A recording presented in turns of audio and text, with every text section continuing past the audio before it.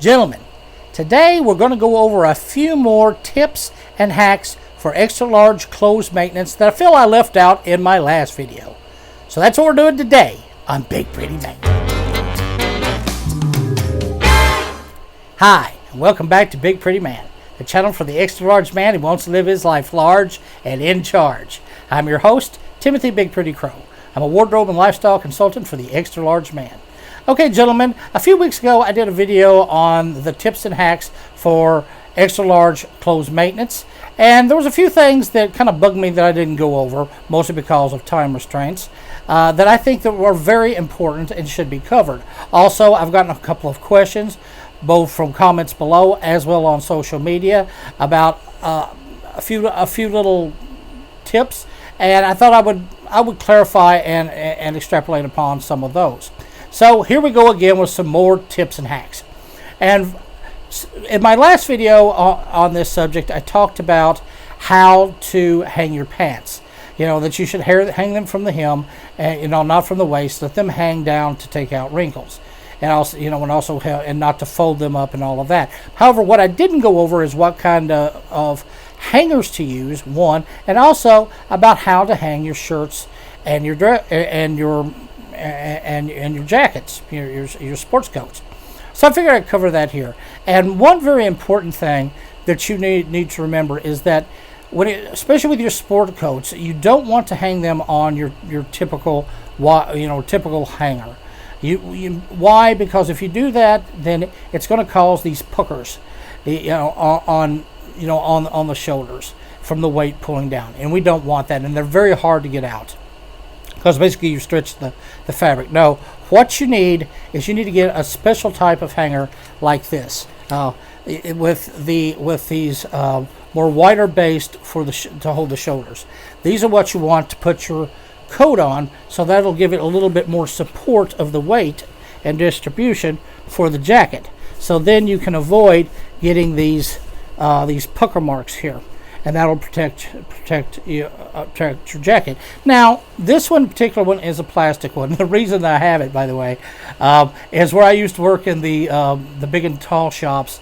We would get clothes would come in on these hangers that they would just throw away. So they say, if you want to take them, take them. So I got an entire big bag of them. They're extremely handy. Hey, free hangers. However, they're actually not the best for a couple of other reasons.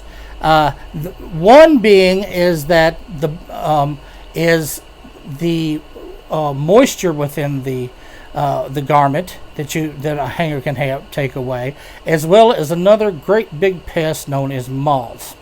And thus I am talking about wood hangers, and preferably I'm talking about cedar hangers. Cedar is really good to wick away moisture, which can actually help keep away mold. And it's also it's better it leaves a better smell within the garment. And once again, coming back to moths, you have to deal with these things. Moths they like to feed on wool, and these little son of bitches can absolutely destroy your wardrobe. I actually had a nice sports coat that I actually hung in an old closet, and it didn't take long. When I went back to get it a couple of months later, it had all these little holes. And once you get those holes, there's nothing you can do about it. You have to chuck the whole outfit. You really can't fix that. By the time they fix it, you might as well just buy another one. So they're very destructive little things. So you want to be able to get rid of them. A cedar hanger will actually help that. Now, going on about moths, the best way to deal with moths, of course, is using cedar. And if you have a cedar closet, all the best. If you don't have a cedar closet, then of course you can use cedar hangers. But even more than that, I would highly recommend that you get other types of repellents that you use for moths, and they do happen. Don't think, well, I'm not going to get them. You're going to get them. So this is something you really do need to take care of. Now, the most classic old way to get rid of moths, of course, is with good old-fashioned mothballs, and they do work.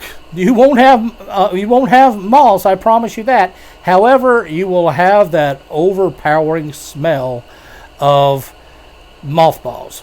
And whenever I smell them, I always think of my grandmother's house. There was mothballs in every closet, and her house always had a smell of mothballs and pine sol, because she had linoleum floors and she mopped them with pine sol. So it's a nice smell, but I don't really want. I go out in public, or go to a mixer, or I go to a party, or I go to a wedding, or out with friends. I don't want the cologne that they're picking up to be the fragrance of mothballs. Be like, where's this suit from? 1850? So even though they work, I don't really highly recommend them because of the overpowering smell. Now, there are other natural things that repel moths. One, of course, like I said, would be cedar. But another really good one is lavender. Moths do not like lavender for whatever reason. It does repel them. I think it's poisonous to them. I'd have to look it up. But either way, all I know is that it works. And lavender is a nice smell. Actually, most of my colognes have a little bit of lavender in it, so it doesn't clash if it gets on my clothes. Now, what I would recommend is getting some lavender oil, essential oil. It's good to have not just for the clothes, but also if you ever have clothes that get mildewy, like you leave them in the washer too long, you forgot them, it happens. If you rewash them with a little bit of lavender oil kills the mold that causes that mildew. And it works perfectly. It'll instantly take it away. So lavender oil is something good to have around. But for your closet, I would actually recommend getting some cotton balls and putting some lavender oil on it. Scatter them around inside of your closet. Maybe even if you want to, you can even hang them around your clothes. But they will keep away moths. Another thing you can get if you don't have a cedar closet, which is best recommended, they do sell these cedar rings, and they're great because I actually have some of them that you can put inside of on the hanger, and they're not going to hurt your clothes. And actually, once again, they kind of help pick up moisture out of your closet. You can hang them there, and it's going to ward off moths as well. One thing I would recommend is that if you do use those cedar rings, is about once every year, maybe every 6 months, take a piece of sandpaper and sand them down, because they will start to lose that fragrance. Sand them down a little bit, to get that top layer off, and then you'll find that cedar smell comes back, and also that's going to ward off the moths even better. Another thing is you can actually get these natural little sacks, these little packets that have natural herbs that ward off moths. You can hang those once again on your hangers. And the good thing is, get these things in packs and put them on every hanger, every shirt, especially every sports jacket. If you have cedar rings and these packets on every on every hanger, as well as some lavender cotton balls in there, moths, it's going to be a no moth zone. So that kind of takes care of that. And because we were talking about cedar, also and wicking away moisture, let's go to our shoes, which is something else I didn't talk about. Now, when it comes to your shoes, our shoes get very moist. Our feet sweat a lot, and that's going to affect the leather of your shoe. It's going to shape the shape of your shoe. Also, it can actually promote athlete's foot and other funguses growing inside your shoe. Remember that your shoes are skin. They're made of skin, so therefore they need to be, they can also get funguses just like your feet. So you don't want that inside your shoe. So the good thing is if you take a shoe tree, and they're not very expensive, and get them made out of cedar. They cost a little more, $25, $30, but for your good shoes, they're worth it. You stick them inside your shoe, and not only will they help keep the shape of your shoe, they'll wick away all the moisture and also take away any smell from from fungus growth or bacterial growth. It's going to get rid of all that, and and that's going to actually help both your feet and your shoes.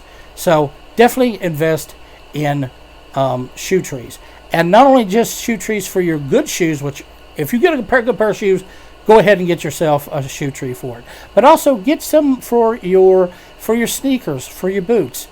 They're going to wick away the moisture. It's going to be worth it. It's also going to make those products, that investment is going to make your shoes last longer. In the long run, that little investment is going to save you money. Okay? Now, being as we're speaking of wicking away moisture and shoes, which are made of white leather, let's talk about some of your other leatherware, especially leather jackets. Now, the thing is with leather, once again, leather is cowhide. It is skin. And it needs to be properly cared for like any other skin. Now, true, it's been tanned, but it still needs some maintenance. Leather has a bad tendency in the summer, if you're not wearing it and you have it hanging up, it can dry out. It can crack, especially if you keep it in a warm closet or somewhere and it's not being protected, then it can do damage to the leather. Also, it can start growing funguses and mildew and these type of things. So just like your skin, you need to take care of your cowhide skins. So just like you do with your shoes. Now, and I'm going to do a shoe video, but just as a little starter here, one of the things you do with a shoe is that you need to first to clean it, and then of course condition it, just like you would do your own skin. But here's the thing, you need to do the same type of thing with your leather jackets. People don't often think of that. When they always think of their shoe, they don't think of their leather jacket, and that leather needs treatment as well. So what would I recommend? Well, what do you clean your shoes with? Well, one of the best things, of course, is just good old-fashioned saddle soap. Turn right. Saddle soap. Get you a good brush, a small brush, and hang your coat up and really clean, really give it a good scrub down. Maybe take like a wet cloth, a wet paper cloth or something, or terry cloth, and wipe the coat down to get the initial funk off of it, and if there's any dirt or dust, then take and put you a nice layer of saddle soap on it. Really scrub that out, and then take a terry brush, a terry towel, and wipe it off, and really buff it out. You're going to find that your leather jacket's going to really shine. It's going to be really soft. After that, I would actually apply, once you have it clean, apply some leather lotion. Once you put the leather lotion on there, really rub that in. Take a small sponge or brush and just really rub that in, or even just your hand. Just really rub it in. You don't want to use too much, just a little bit here and there, just enough to make the leather kind of supple. And that will actually really not only protect your jacket, but it'll actually give it this nice supple sheen. It'll look clean. It'll actually even feel nice. So take care of your leather gear. Now, on another subject, and this is one I've gotten several questions about, mostly because I talked about that I had a ink stain on a pair of shorts. People was like, well, you didn't talk about how to get that stain out. And let me tell you, ink stains are probably the worst stains to deal with, or at least the ones I found. That and industrial forms of oil, like motor oil or petroleum-based greases. Once you get those on your clothes, they're very hard to get out. They really soak down into the fabric, into the fibers, and they are hard. They're tough. They're hard to get out. However, there are a few ways. It's not impossible to get ink stains out. One of the first best lines of defense is actually one of the oldest remedies, old wives' tales about how to get out ink, and that is with milk.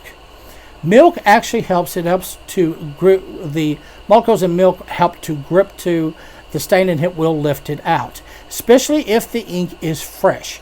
If you immediately get ink, if you can, run somewhere, get some milk. Either if you're home, get milk. If not, buy a little milk, go to the bathroom with it, and really dip that ink in the milk and kind of rub it and work it a little bit. Don't really press too much because you'll push the ink down in, but just kind of work it back and forth, and you'll see a lot of that ink will come out in the milk.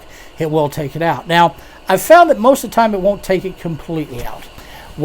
So what I do recommend there is to go to the next level, and that would be using either alcohol or acetane or both. Rubbing alcohol is really good. I keep a spray bottle of alcohol for my laundry and for stains. It will really help get that stain out. Soak the area with alcohol, and then dab it out. Actually, I found that cotton balls work best because they're so absorbent. And soak it out, get it out. And if that doesn't work, then rinse it with a little bit of water to get out what more ink that you can get out with the water, and then use acetone. Acetone is basically nail polish remover. Put that on there, and once again dab at it. Then go and rinse it with water.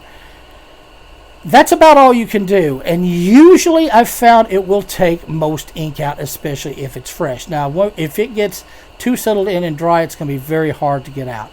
If it does, then you need to soak it in milk, and let it soak overnight in a little bit of milk, and then rub it. Then once it's good and moist, you've loosened it up, you've wet the ink. Then do the same process that I just said. Use alcohol. That doesn't work, take it out. Then rinse it. Use acetone. Rinse it, and then regularly wash it. That hopefully will take out your ink stain. And yes, by the way, I got that ink stain out. Well, okay, guys, that's about it for this rather short video. Just giving you a few little extra hacks and tips, make you look like a immaculate gentleman. So, and if you have any tips of your own that I haven't shared here, then please, I'd love to hear them. Always loving to hear new tips and hacks. So, you know what? Leave me a comment down below, or you can also reach me on Facebook or on Twitter or on Instagram, and I'd love to hear from you guys. If you notice, I do respond in time, but I do respond. And if you haven't yet joined the Big Pretty Nation, then please hit this little King Henry head with my pretty face and give me a join. Also, give me a like if you like what I'm talking about. I would love to have you guys. So take care of your clothes, dress real sharp, and you know what? You stay pretty. Today. Now, one thing I do want to stress is that, especially with sport coats, you don't want to use just your basic hanger. Why? Because if you use a basic hanger, then it's going to leave these pucker marks on the top of your jacket, on the shoulders of your jacket. It's going to peek out because of the weight pulling down on them. No, you actually need a special type of hanger, and the one I was doing good too.